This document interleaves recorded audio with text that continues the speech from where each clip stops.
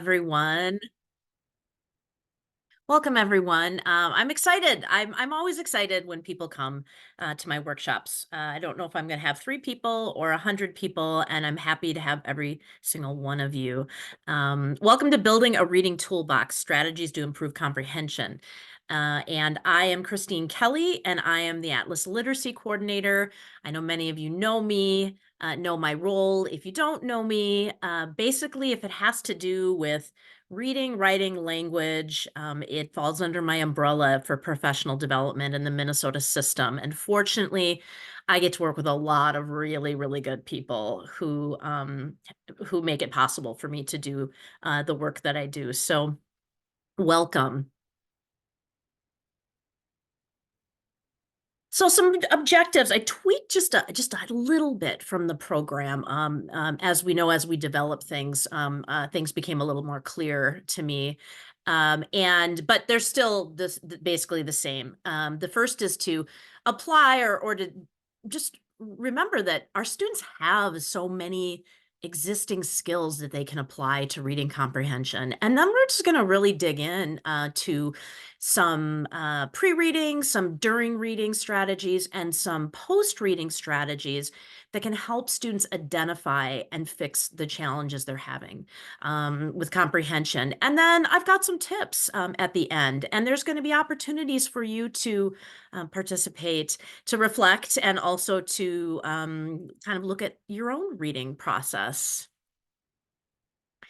So before we do anything, and this just reminded me, or I'm reminded of what we talked about this morning in that wonderful keynote, and the idea of checking in with ourselves. And I'm just going to take a minute here, take a look at these questions, and just you don't have to write them down or chat them out. Simply think about where you're at with each of these bullets right now.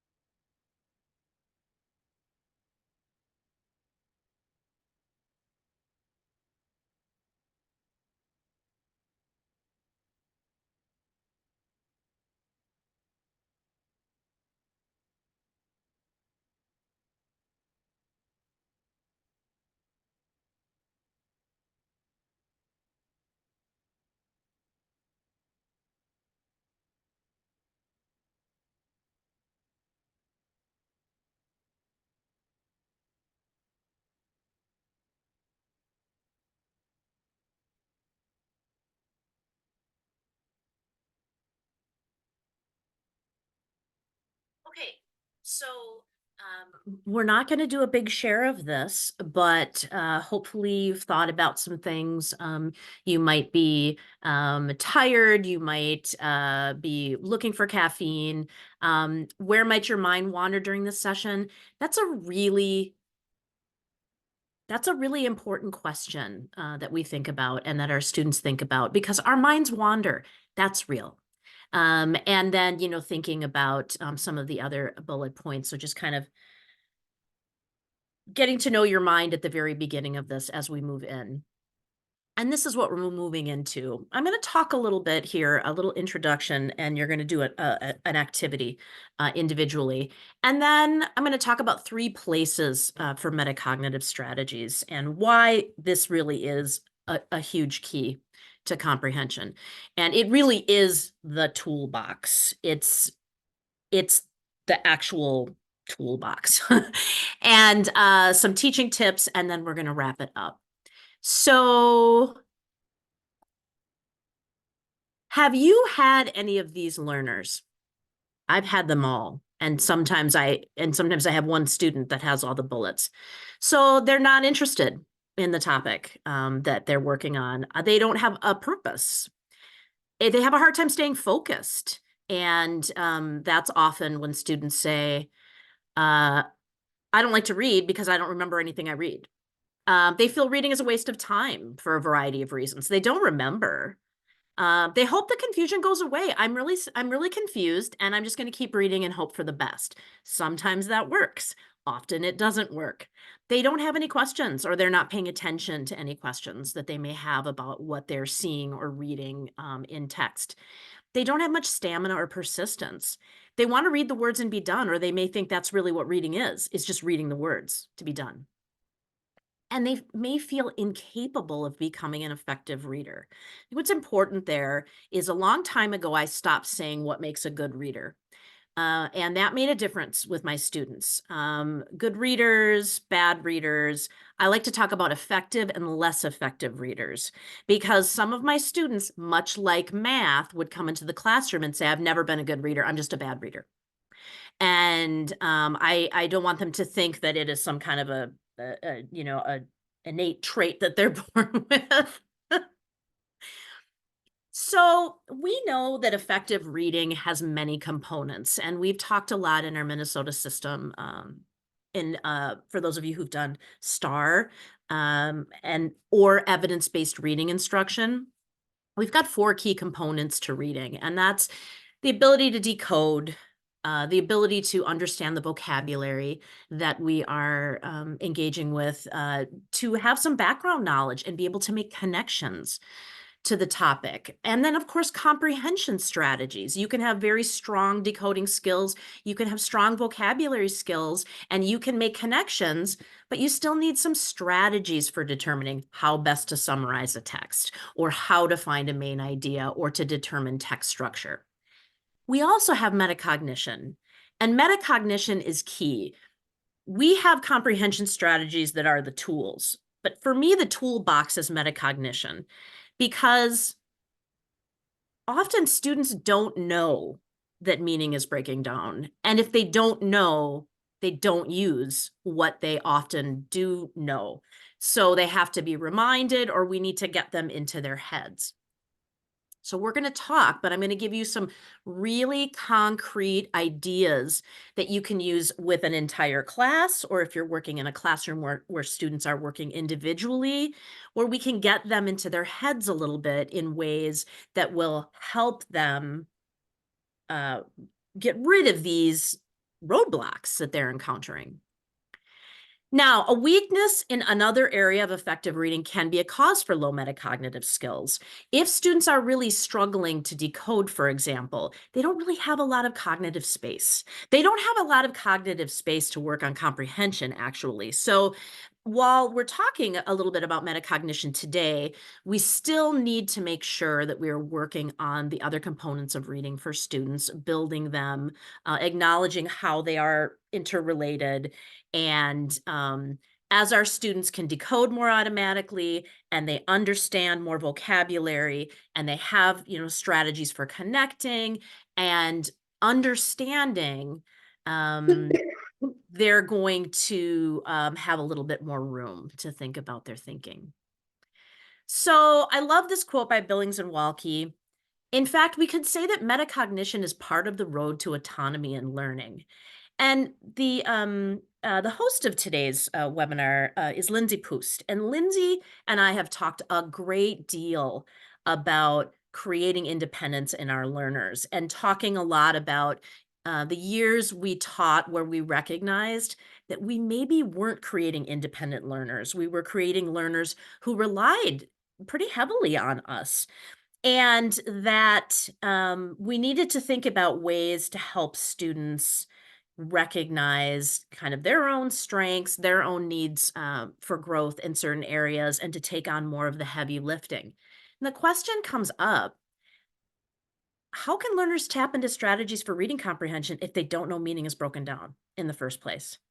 So we can teach, and I know that you're teaching different strategies. You're using graphic organizers to organize information, or to figure out text structures, or you're teaching students how to use context clues or word parts for vocabulary, or you're teaching them syllable types to help them recognize words that they know orally but not in print, or they're annotating or coding, or they're doing any number of things. But if they don't recognize when they're reading that they've hit a roadblock, then it's hard for them to get out of that roadblock and to not feel like they may be wasting their time, or to say, see, this is why I don't like to read, because reading is hard and I'm just not good at it. So, what is metacognition? What's one word, but we call it a lot of different things. And sometimes we call it comprehension monitoring. Sometimes it's cognitive awareness. Sometimes it's cognitive reflection. Often we call it self-regulation, which is interesting. I've been reading a lot about the role of self-regulation in writing for adult learners. Metacognitive conversation, making thinking visible. Lindsay and I have used that one. Thinking about thinking. These are all really about getting into your head and paying attention to what is going on or what isn't going on. Our students are problem solvers. They're problem solvers in their lives, but they're also metacognitive in their lives. And we need to make sure that students know they already have the ability to think metacognitively, and they do it all the time. And so whether it's looking when they look down and they go, is this the right change? Or they're cooking and they're tasting something and they're thinking, I don't know, is it spicy enough?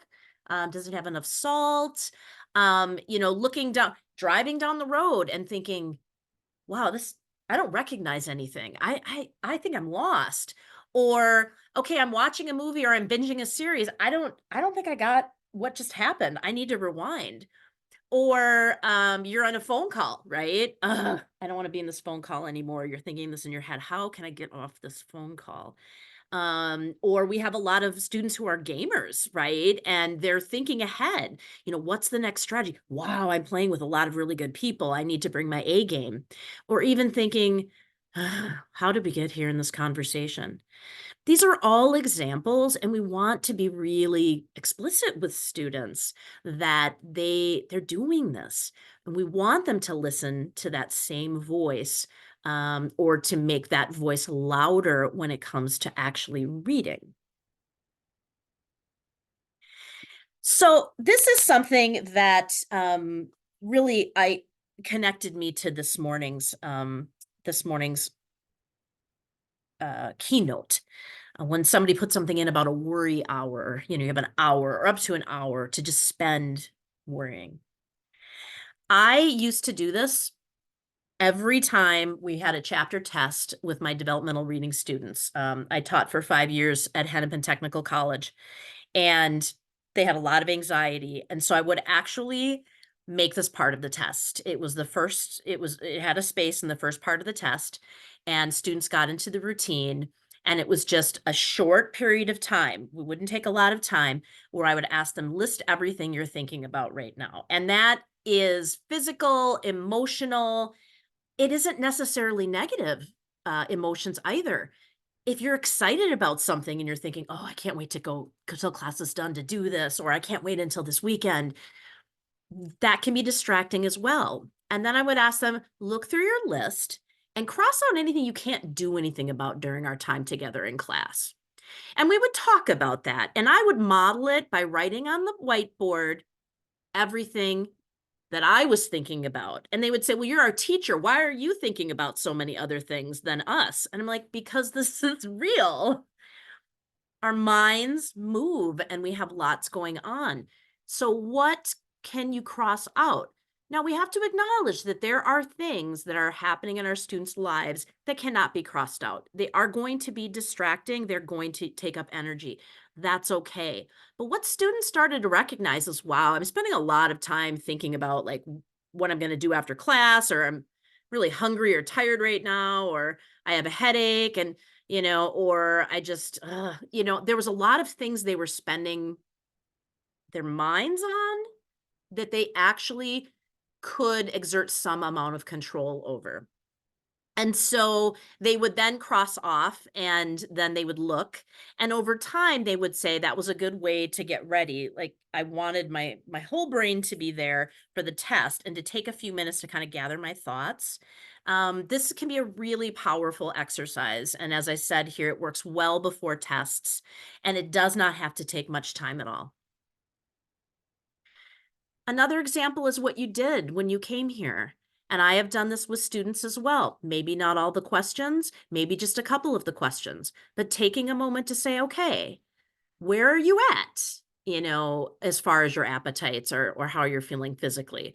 Where might your mind wander? Um, what's your purpose? And sometimes their purpose would be to get my GED, duh. And I'm like, okay, but that's still a purpose. You're not just here, sitting in a chair. You do have a goal, and you're just reminding yourself that that is an important goal to you. So this can be something that is done fairly quickly. And again, it's not meant to be start this, do it every class period from now until the end of time. It's really part of an exercise of getting students to start paying attention to where they're at. And in doing so, how where they're at might impact their ability to pay attention and comprehend. So I'm going to give you a few minutes and I want you to read this. This is a paragraph from a text that I had my Rutgers graduate students read this fall, and several students contacted me and said, "Okay, this whole article is it's hard, it's dense, it's hard to pay attention, and it is dense." So I decided to pull something ahead. So let's just take a few minutes, and I want you to read it as if I'm going to ask you, tell me in one or two sentences, what is this paragraph about?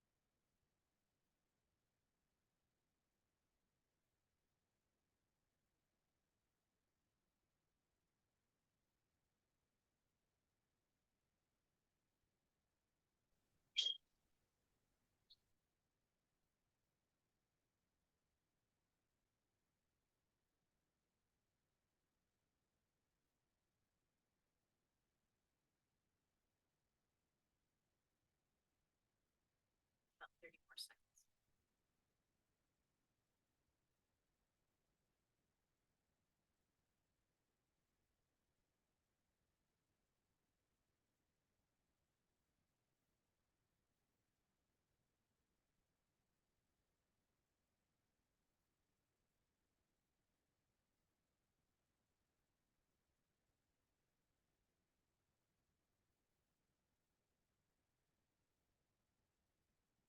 Okay.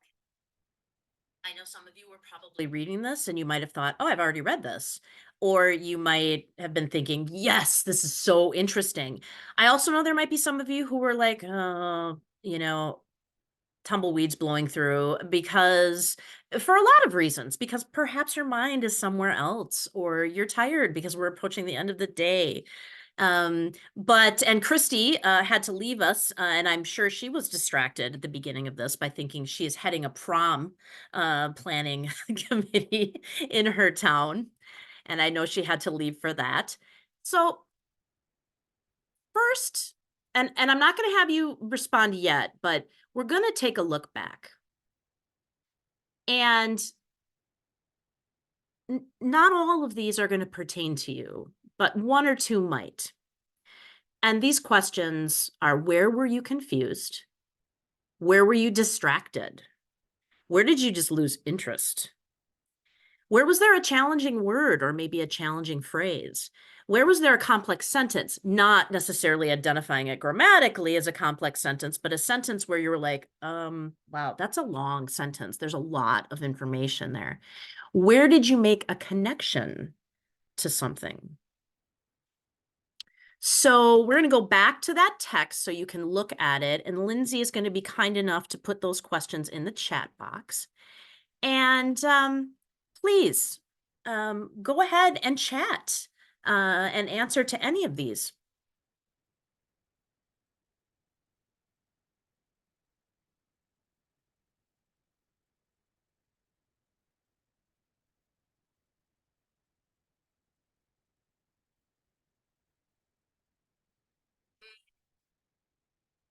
Yes. So Anne, very nice summary there. The sight of it as one block text freaked me out. You know what?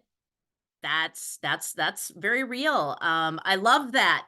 The math for the people who are into mathematics, the added subtractive and additive words. You made some connections to those. Yes. Confused with the word prescriptivism. Yeah. You needed to decode. Okay. First sentence, minoritized. Yeah. Paula, you had some background knowledge, so you felt like it was easier to read. Took you back to Hamlin classes. All right. Okay. In reality, this kind of tone actually turned a few of my students off, and we engaged in conversation about that. And this idea that sometimes it's interesting that sometimes people write about how we need to be more open about the type of language that students use, but they're telling us this in a very high level of academic language that's really only accessible by, small numbers of people, which seems a bit ironic.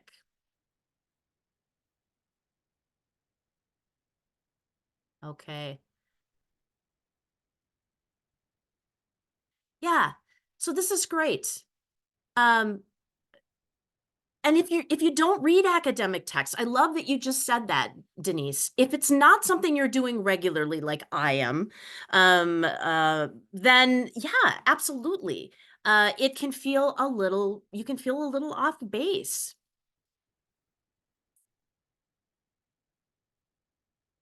Being distracted by being a slow reader. I love these. These are wonderful. I can't wait to save this chat.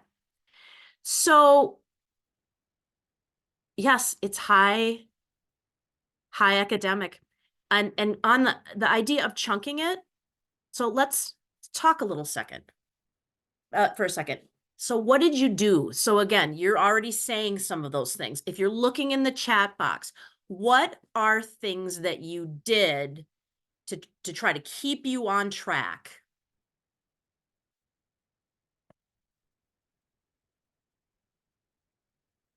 You didn't let the vocabulary get you down.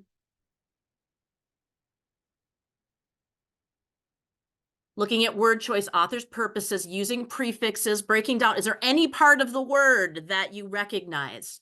You skimmed. Reread. A lot of times our students are like, I just know how to reread. That's not a good strategy. Why not? I reread. Read it out loud. Start it over again.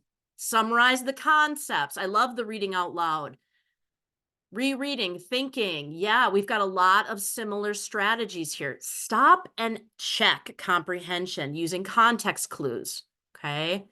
Again, going back and rereading, chunking it out, looking for the main idea, putting things in your own words, making connections, getting the gist. Yes, all of these things. Isn't it interesting how many of you are saying that you felt nervous because you feel like maybe you're a bit of a slow reader? Noise blocking headphones. Love it. I can't read or study in a completely silent environment. I have to have some kind of noise. That's me, right? That's not necessarily somebody else. So here's my next question. Well, almost. This is an activity to do with students. Now, you wouldn't use this passage with students. And I know that teachers have said to me in the past, my students aren't going to read something this hard. But keep in mind that for our students who struggle with comprehension, what they're reading may as well be, because they are struggling with the very same things. They're struggling with vocabulary. They're struggling with worrying about their speed. They're struggling with not having any background knowledge. They're struggling because the sentences have a lot of embedded complex ideas, or maybe they're short sentences, but they're still hard.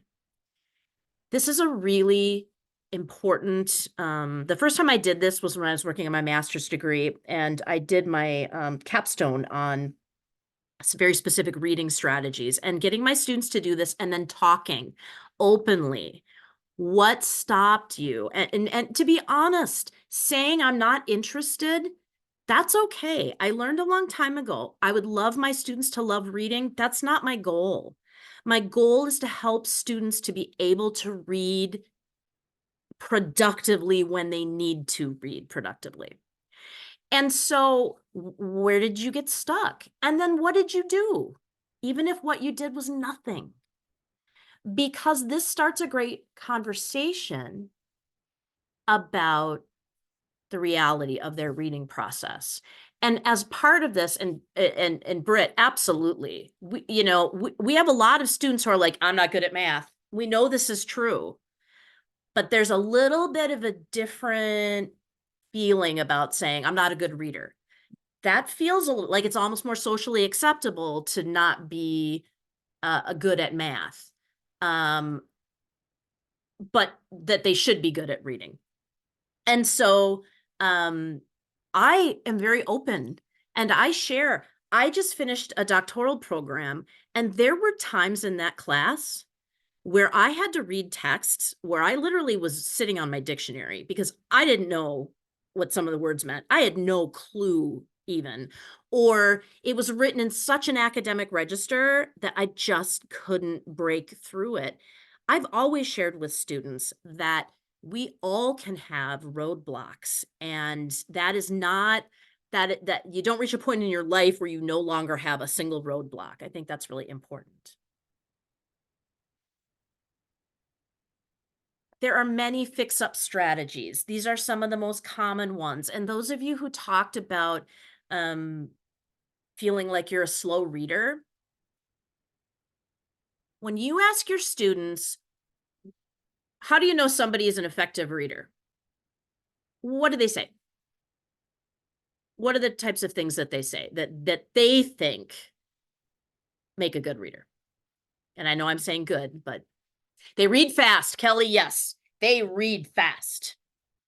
Speed. I always have the student who says, there's somebody who can read like 40,000 words a minute. I always have a student. So you're not gonna learn that with me. They read a lot. Yeah. They read big books.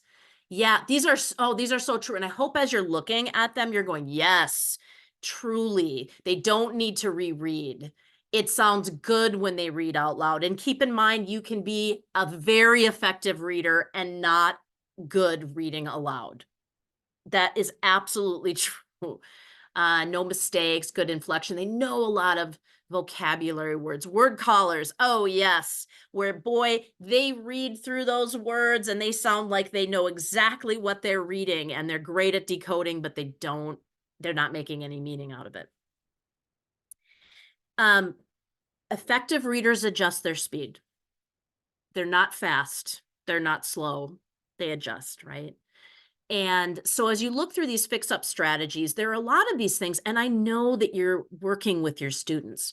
You're doing some previewing of the text, right? You are helping them use context clues. You might have them visualizing or working on asking questions. You might be reading aloud so they hear an example of a fluent reader, or asking them to read out loud to practice their fluency.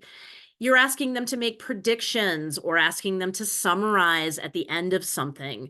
Talking about text structure, sequence, and problem solution, and compare and contrast. And, let's stop. Look up something on your translator. Look up something in the dictionary.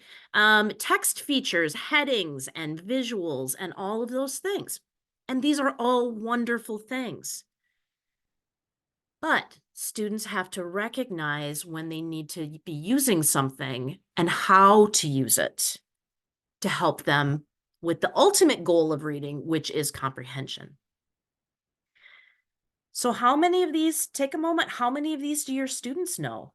And it's not a contest. We certainly don't want to teach, all of these reading strategies. We want to focus in on a reasonable number, better to have a few and have students feel comfortable than to throw a lot at them, which is something I did early on when I was teaching reading.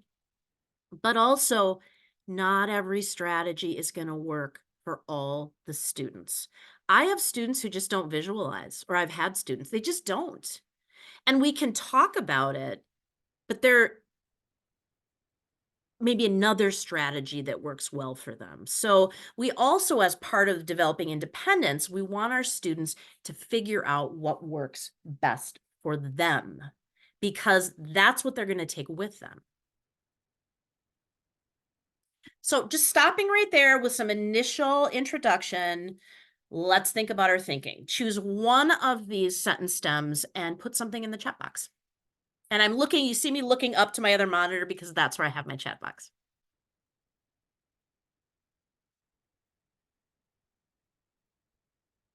Pick strategies. Yeah, I would teach 3 different note-taking techniques, Cornell notes, mind mapping, and outlining with my developmental college reading students. And on the test, they had to read a text and they could take notes in the way that worked best for them. So I would always have a couple students who liked outlining, a couple who liked mind mapping. Most did Cornell notes, but I always had a handful of students who combined. So they would do Cornell notes, but they would mind map in their Cornell notes. It didn't matter. I just wanted to see that they could use a note-taking process that worked for them. Yeah, that's a good question. Let them choose okay. Being able to share your roadblocks. Absolutely. Effective reader to adjust their speed. Oh gosh, Cornell notes. I had a lot of success with students with Cornell notes. How to help students identify their best strategy. Yeah, how to run multiple strategies with different students. We'll talk a little bit about ways that students can kind of work on that individually and think about their particular roadblocks and what might work for them. Yeah, we don't, as a long-time English language arts teacher, I want my students to get pleasure from reading. The reality is some people don't, but can they do it? You don't have to read big books all the time to be an effective reader. Yes, definitely. The text that you would choose to do this activity with a student, choose something that's going to be slightly complex, just a little bit complex, so that they will come across some roadblocks, and you'll know what text to use based on knowing your students. Yes, Denise, I have often talked to students and I'm like, when we do inferencing, I'm like, you inference all the time. You literally, you make inferences all the time. Did you look out the window and make an inference about the weather? Did you see someone this morning in the hallway and they, scowled at you and inferred that maybe they're having a bad morning? We I mean, I even think about the metacognition that our students often use with texting, right? If they're sitting there and they're thinking, oh, if I send that text, should I put a smiley face there? I mean, or is the person gonna that they're doing that.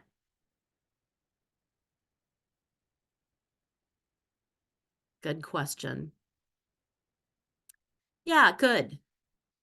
Which do you think are the top 5 strategies to improve comprehension?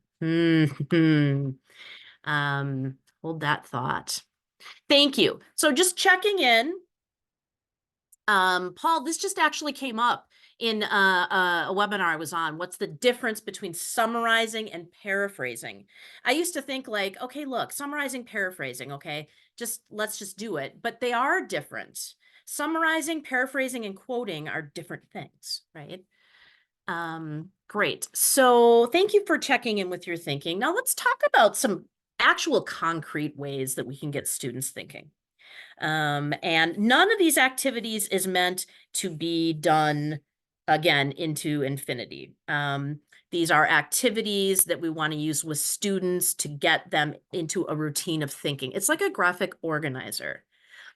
It's not really about the graphic organizer. It's about using it to help students organize thinking, organize ideas, brainstorm ideas.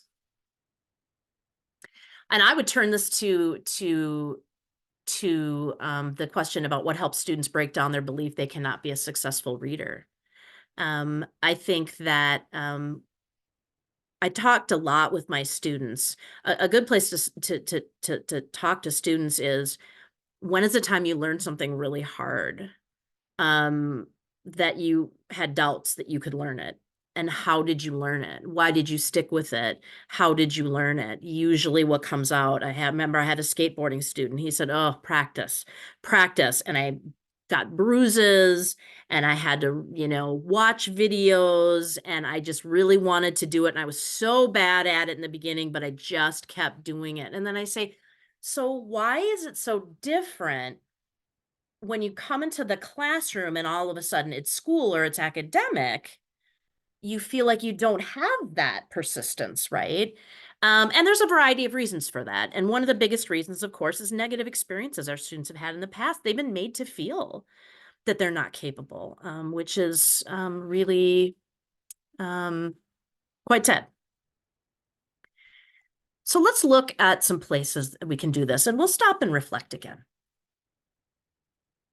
So before reading strategies, these are just some quick ones, and I'm betting that a lot of you or most of you or all of you are doing some of these things.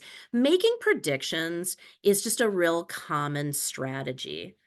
Where I notice sometimes it breaks down is not going back to those predictions and spending some time looking at the predictions and thinking, did that prediction pan out? Yes, why? Where did I find that? Or where in the text did I find that? Or yes, my prediction was right, and this is why. This is when I realized that it was right. Some predictions are not answered by text, but it's that circling around that I often forgot to do. I often forgot to go back and say, okay, we had these predictions, we've done the reading, and we've talked about the text. Let's go back. And there's an activity I'm going to show you here. I love this tweak. When I would do KWL, and many of you might do KWL, the chart, what do I know? What do I want to know? What did I learn?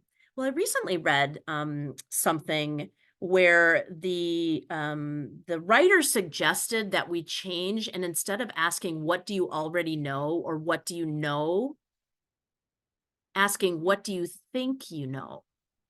Because in this teacher's experience over a long period of time and talking to a lot of learners, is that some learners won't say, because they're not sure if it's true, or it's not sure, they're not sure if what they know is correct. And at this stage of the game, it's okay to ask, what do you think you know? That opens it up a little bit. What do you think you know? We'll look back and you'll get an opportunity to revisit and to see, did that turn out to be true, or did it not turn out to be true? And so those are those questions. Was it true? What did you learn? Where did you learn it? And KWL is a great strategy. But what I lost track of with KWL is we would write down, what do we know? What do we want to know? And then we might go back to it and then do the, what did I learn? But I took a class a few summers ago where we dug deeper into KWL, and we actually had to do it with our own reading. And what we were expected to do was, as we kept reading, we went back to the chart. In particular, adding to, now that I've read this, what questions do I have now? What questions have been answered? It was this kind of this constant going back and forth to this KWL chart. And that was something that was incredibly powerful to me because I was starting to use it as a warm up, but I wasn't using it as a way to track knowledge being built, to track thinking. We also preview text features and we set purposes for reading. So previewing text features is absolutely a great strategy. I think about read, recite, review. If any of you remember from SQ3R, anybody remember SQ3R? Yeah, that was part of it, was preview the text. And I love this. Other learners might benefit from acknowledging that some of the things they are sure they know are actually things they think they know. It just opens it up, right? I love this, and I adapted this from Schoenbach, Greenleaf, and Murphy. They've done a lot of work with metacognitive thinking and how it connects to building knowledge and cognitive processes. And I tweak this a little bit, but I've done something like this in similar to this with students in the past. It's all about me. And we know that students need to see the relevance. They want to know, how is this going to help me? I have a goal. What does this have to do with my goal? That's fair. And that's something that we need to, be ready to help students with. So how does reading this text benefit me personally? It's such an interesting question. And the answer might be it benefits me personally because I need to learn something about the Constitution so I can pass my GED so I can get a better job. Nothing wrong with that. I know sometimes we talk about what's a motivation, and I've had students who swear to me that the reason they kept going was to prove to someone in their life who said you'll never finish high school, to prove that they did. And I could say, wow, I wish it was more of a, something like, oh, I want to learn more. That's, what, whatever gets you, keeps you going. How does the content relate to what I know? What do I need to know about the author, publisher, intended audience? How does the way the text is structured relate to what I already know? Maybe you recognize some of the signal words. Maybe you recognize, oh, it's got headings. There are charts and graphs, and you're like, oh, okay. So I know that I need to maybe pay attention to those things. How do text types, looking it over, styles, color, the typography, there are words in bold. I know those are probably words I should pay attention to. What is my purpose for reading this text? So, and there's a little bit of a difference between how does reading this text benefit me personally and what is my purpose? Those are a couple things. And I think we do a lot of things pre-reading strategies. But what do we do during reading strategies? Or during reading. This is something that I've done with students. It would drive them crazy because they would say to me, in order to highlight every word, I really had to pay attention to the text. I'm like, okay, and this is a good thing. This is not, again, an eternal strategy. It's to get them thinking. So they read a text, you give them 2 different color highlighters. They highlight what they understand in one color, what they don't understand in another color. Every word must be highlighted. That being said, they might have half of a sentence highlighted in one color and the other half in another color. They might have one word highlighted in a color and the rest of the sentence highlighted in a color. But it gives them a little bit of time to prep. And then you can read the text together in class and then stop and say, okay, we just got, we're going to stop here. Who highlighted part of this because it was confusing? Why did you find it confusing? Let's talk about this and see if we can't help generate some ways to break through that roadblock. So again, it's this idea that students, they're not on the spot. They actually get a little bit of time. And then when it's time for the discussion, they've got something that they can bring to the table. I love annotation and text coding. I think it is a way to get students again, giving them an active strategy to keep them engaged.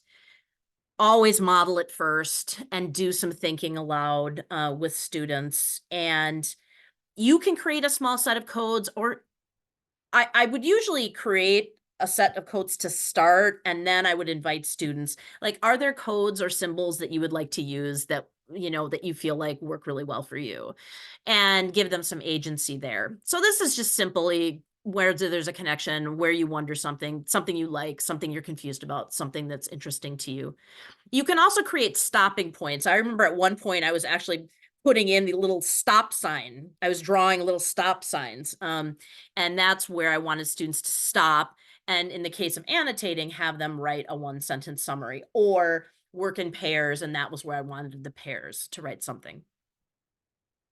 Asking students to discuss what they coded or summarized. Yes, they're going to code.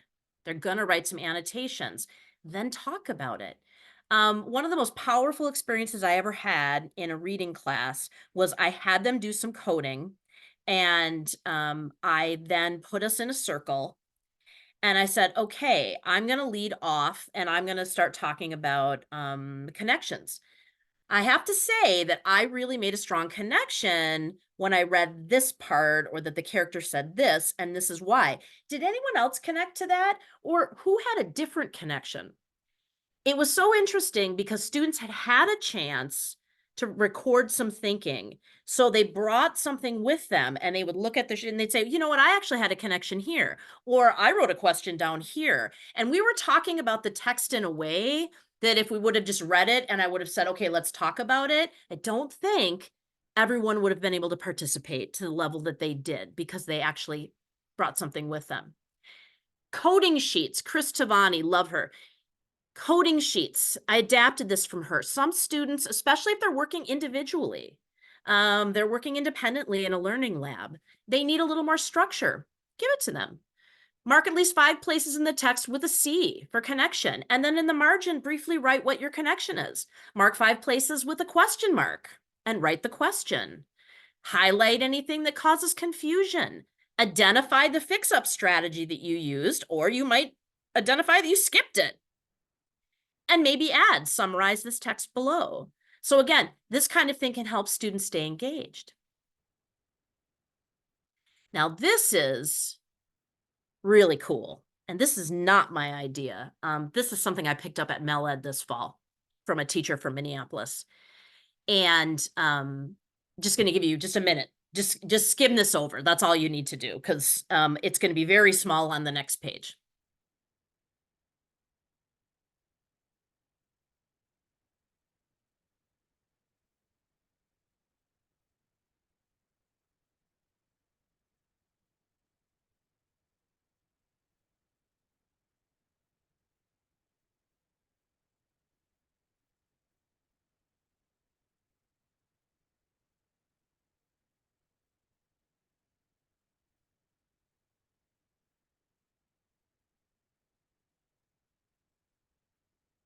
I use this with my high school equivalency students in a close read.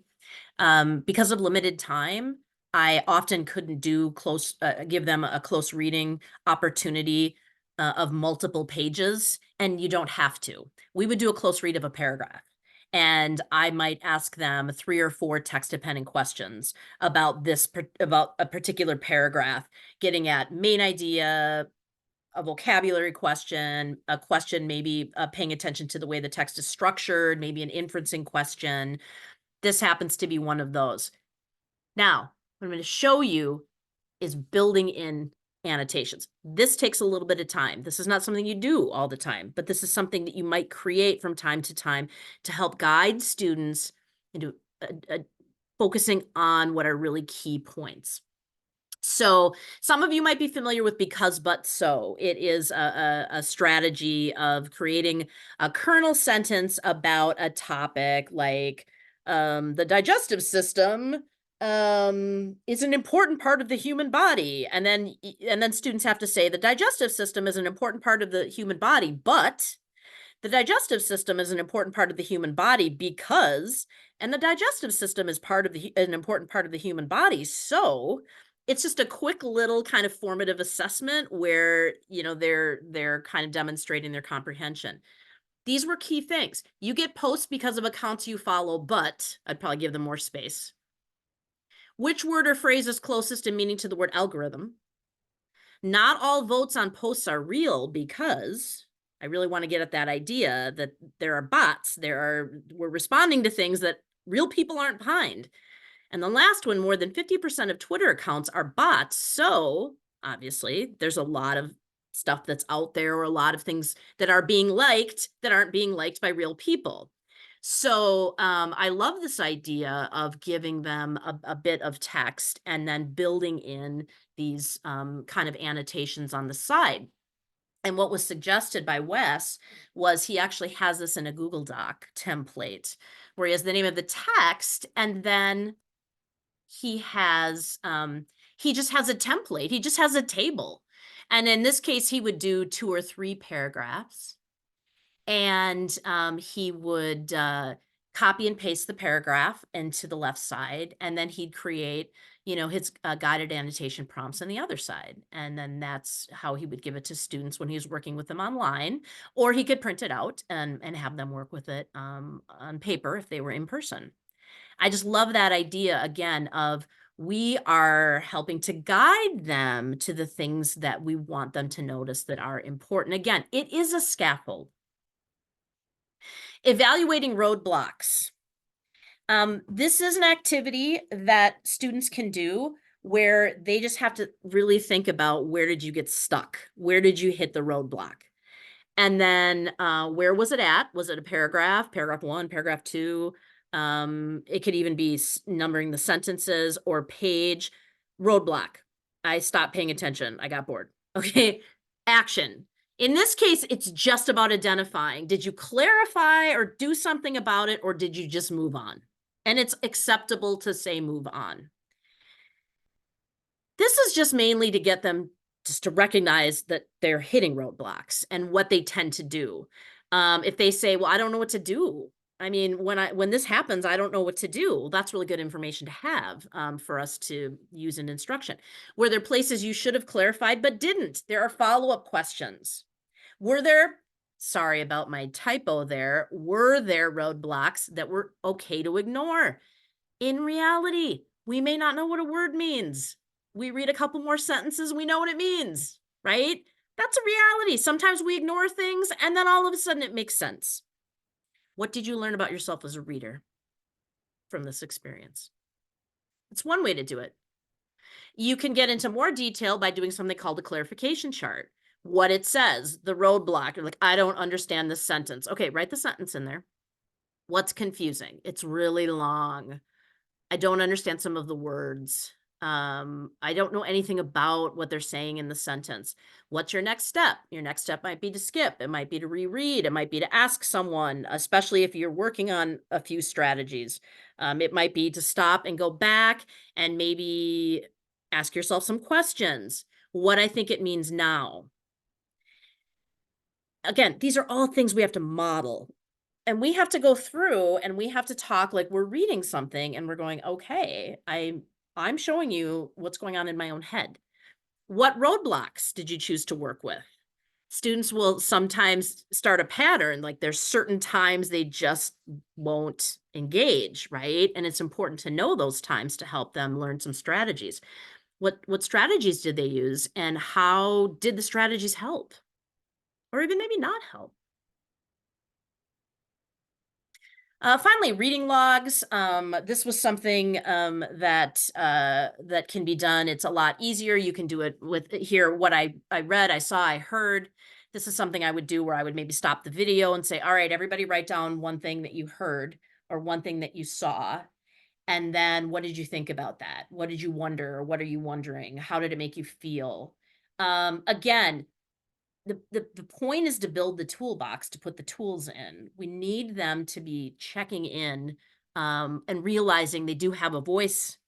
And I had a student once who he said, well, what if I listen for a voice and it's totally quiet and I don't hear any voice. And he was very concerned. And I said, we're just we're going to keep working at this. I said, even if the voice in your head goes, oh, I don't want to do this. This is so boring. That's a voice, right? And then follow up. You see how important conversation is. It's so important that students get a chance to talk about this. How did you decide what to put on the left side? Maybe it was all the things that interested you, things that you already knew about. Were there things you didn't understand? How did you figure out what they meant? And again, what challenges do you still have? I wouldn't do all of these charts. I would choose one and work with it. Some post-reading strategies, and then I'm going to check in with you here. I love this, and I didn't even adapt this. I just took this right as it is. How are my predictions doing? I think this is, Nikki, it is. It's okay to not have that voice. Yeah. I mean, we want our students to realize it's not magic. Reading is something we have to work at. And even those of us who maybe were great readers from the very beginning encounter things that we have to really work at when we read. Hello, I'm sorry. Trying to read, met with my insurance agent recently, and he put some stuff in front of me, and I'm like, I don't know what any of this stuff says. Um, chunk a text and ask students to make predictions. So maybe you chunk, a paragraph or a little section or whatever, and then stop and, you have them make predictions first, and then you have them read, and then consider, were your predictions correct?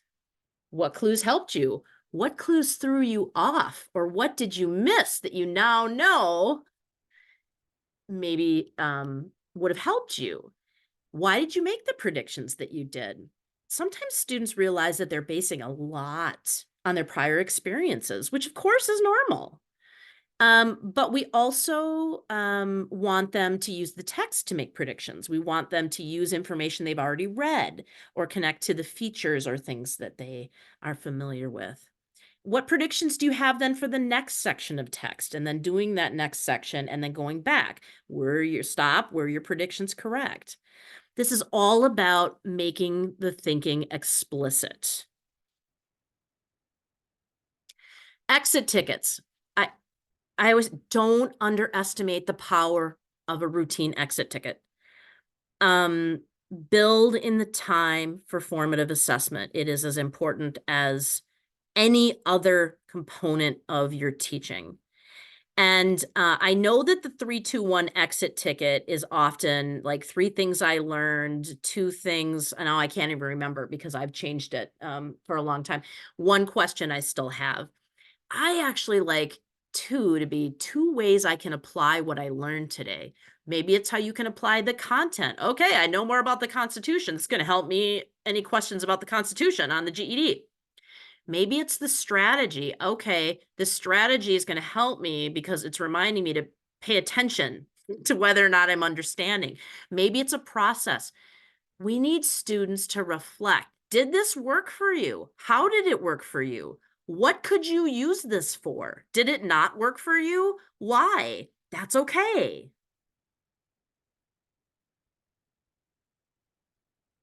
With any content. These are great. You can throw them up on a whiteboard, flip chart paper. You can just put a couple of them on a slide on the smart board. These are all good.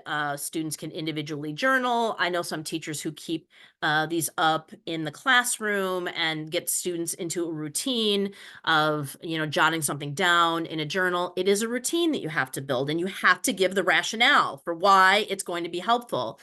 And there's an expectation that no matter what students are working on, whether they're working on preparing for the CNA test, certification test, or they're preparing for the GED, or they're getting ready or they're building their skills for college, or they're trying to improve their skills for their job, whatever they happen to be working on, choose one of these that you can write about. Give them that agency, and they can write about the one that feels most easy to them.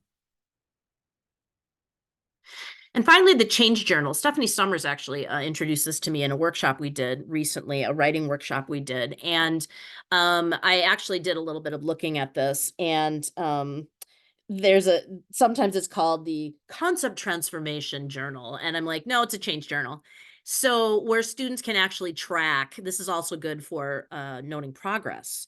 What was the key idea that we were going to learn about today? What I thought I knew, what I know now, and how I know it.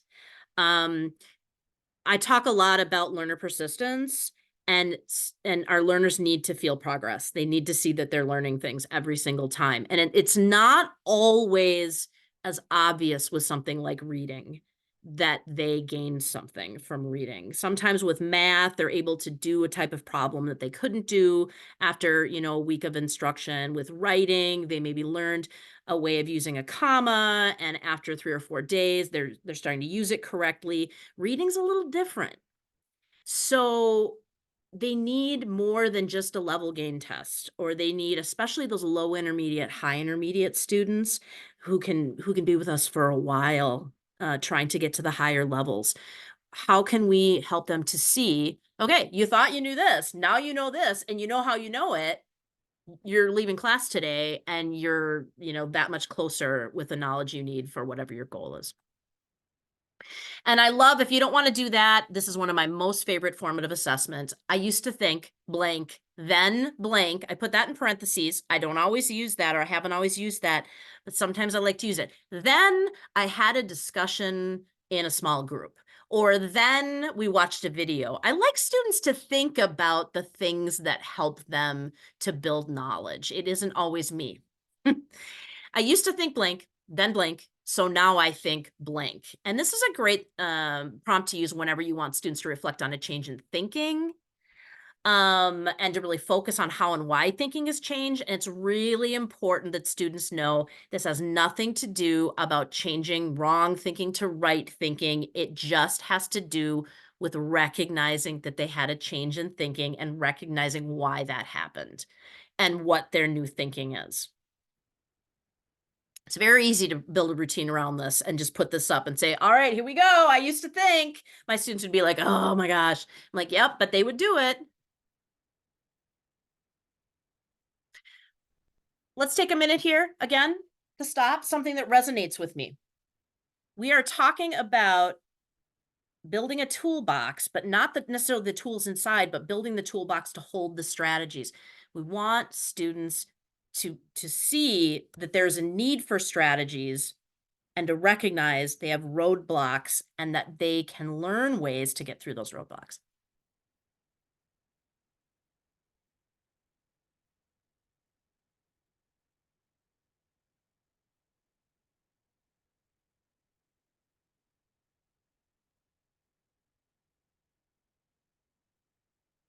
And give it some time. I used to be guilty of saying, well, I did this 2 or 3 times. It didn't seem to catch on. Think about developing a routine.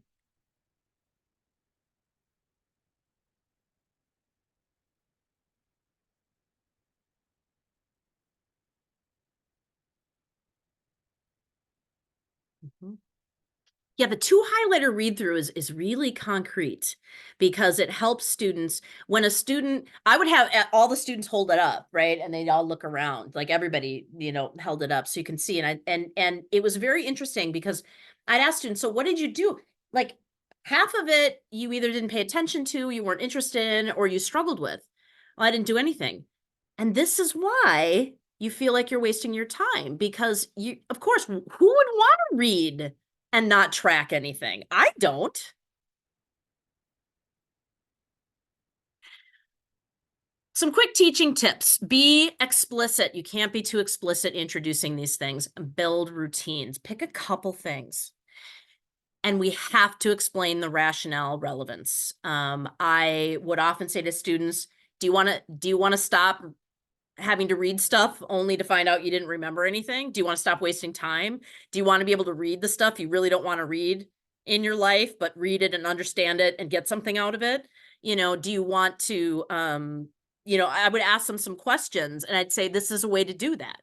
I am trying to get you to recognize so that you can use some of the strategies that we talk about and you can fight through these roadblocks and get what you need from the reading.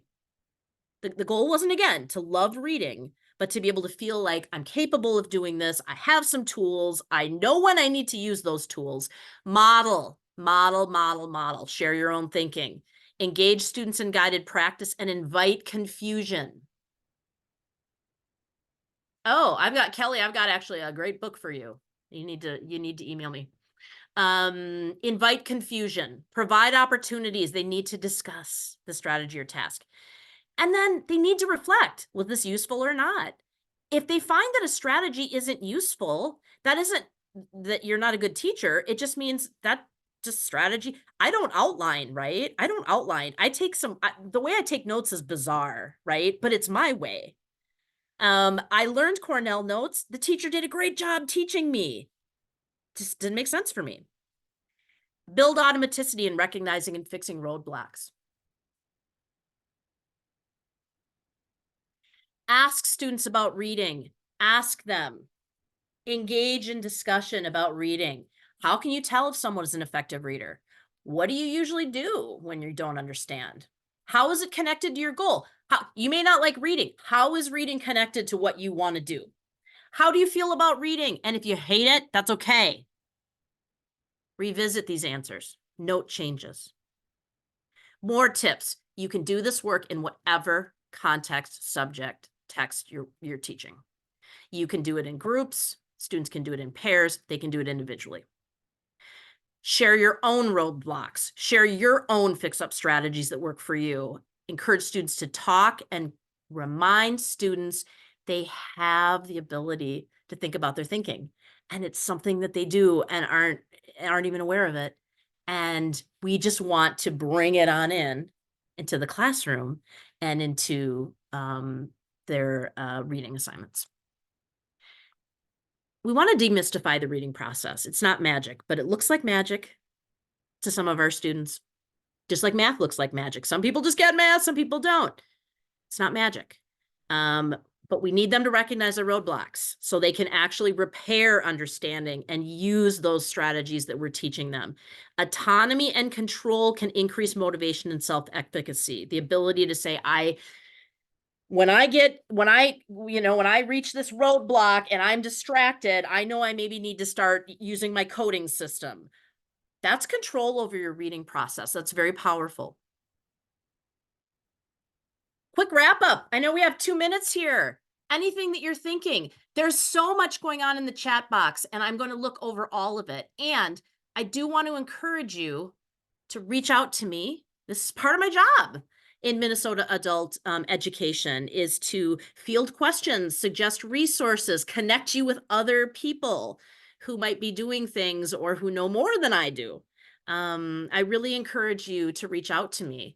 I hope that you picked something, picked 1 or 2 things up that you can try. We want our students to know they're capable, but like other things in their life, it might be something that they have to really practice to get good at. My students, I would always say, were you good at cooking when you first started cooking? And a lot of my students would be like, oh, I was terrible. Well, how did you learn? Well, my mom helped teach me, I learned, I failed and created, cooked some really bad things. And then I learned, and yeah, and now you're a good cook. You weren't born a good cook.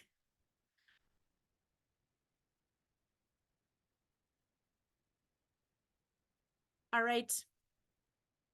Thank you so much. I know that was a lot. This slide deck will be up, PDF of the slide deck. As soon as I'm done here, I will put it up in the participant folder. And do not hesitate to reach out to me. I am so happy to work with your questions, give you more ideas. Please do. Thank you for attending today. I think it was a great day. We had a great kickoff this morning. And hope to see you back tomorrow. 8:30 a.m. We're going to do the same announcements. We have a different keynote speaker who's really going to be talking about literacy and content. And she is fabulous.